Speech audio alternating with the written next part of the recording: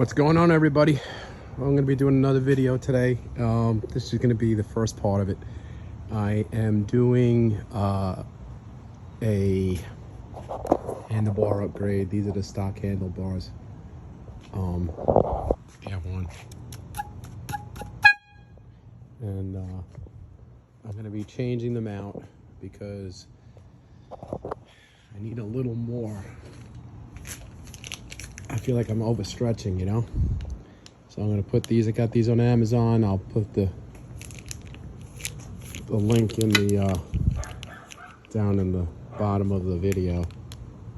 But that should give me a, just a lot higher, you know?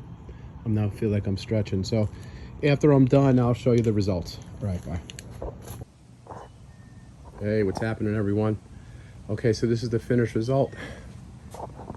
I did, like I said in a prior video, I did a 3.5-inch rise, 780 millimeter width on the new handlebars. Gives you a nice comfortable position.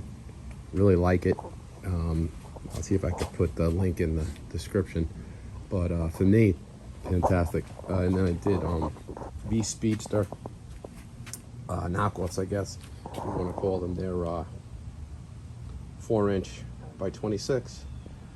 Speed's a lot better, quiet. And if you've never seen my bike before, this is the E-Cells Super Monarch 1500. It's got dual 750 hub motors in the front and the rear, dual batteries, 52 volt. It's a monster. The only thing maybe I'll upgrade, I'm thinking about putting an extra battery on so I can go really, really far. 35 amp hours right now, but I'd like to add some more, you know, for range. But otherwise, it's a great bike. And if you have any questions, let me know.